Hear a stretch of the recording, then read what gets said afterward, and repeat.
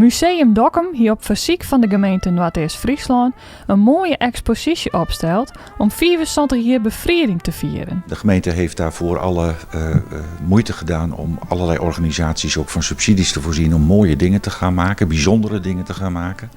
Wij hebben in Dokkum en in Moddergat geprobeerd om daar 2 tentoonstellingen neer te gaan zetten. Eentje over de bevrijding van Dokkum en de andere over de luchtoorlog boven Noordoost-Friesland. Maar door de coronamaatregelen kunnen beide tentoonstellingen niet doorgaan, want de musea zijn gesloten. De bevrijding van Noord-Nederland is in Friesland eigenlijk best redelijk goed verlopen, redelijk makkelijk verlopen. Ik zeg dat even met tussen aanhalingstekens, want er is best natuurlijk wel strijd geweest. Er zijn bijvoorbeeld veel verzetsmensen omgekomen bij belangrijke taken, zoals het veiligstellen van bruggen, waarmee ze de geallieerde opmars moesten ondersteunen. Dat hebben ze ook dapper gedaan. En daardoor konden de geallieerden, in dit geval de Canadezen, vrij snel door Friesland optrekken.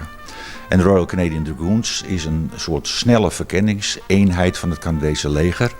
En door tips van het verzet hier in Friesland hadden zij het idee dat ze wel snel richting Dokkum konden doorstoten. Het verzet had natuurlijk allerlei gegevens verzameld over hoe de routes liepen, waar de bewaking zat, waar nog Duitse militairen zaten. En toen zijn ze inderdaad vrij snel opgetrokken hier richting Dokkum. En Dokkum was vrij in de avond van 14 april. En dus als eerste Friese stad beleefde Dokkum zijn bevrijding. Een gebeurtenis waar natuurlijk genoeg over te vertellen is. Helaas moet de tentoonstelling eerst weer waarom het archief in. Ik ben nu druk bezig met afbreken. Jullie maken nu een shot van een van de weinige vitrines die nog vol is. Dit is eigenlijk best heel bijzonder, want dit is een bruikleen die we hebben gekregen van de gemeente Noordoost-Friesland. En deze vitrine die staat normaal gesproken in het stadhuis in Dokkum. En is een soort eerbetoon aan de bevrijders van Dokkum, de Royal Canadian Dragoons. En de majoor, die de hoogste officier was van deze groep mensen die Dokkum bevrijdde als eerste stad van Friesland, is na de oorlog geëerd met een ereburgerschap. En men vond het belangrijk om die herinnering levend te houden, ook in het stadhuis. En toen hebben ze met materiaal wat ze van hem hebben gekregen, een vitrine ingeleverd.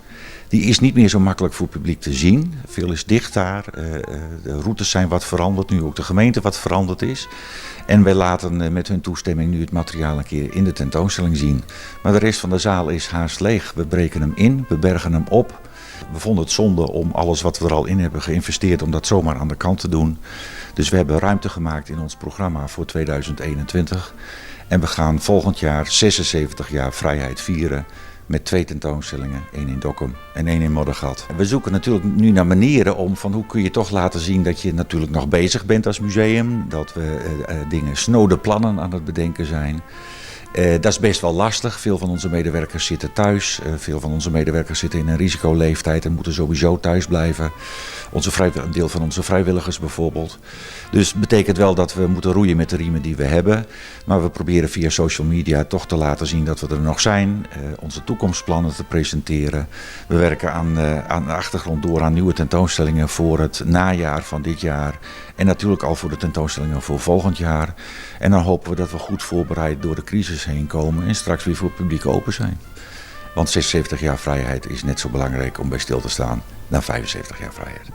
En dan is iedereen van harte welkom.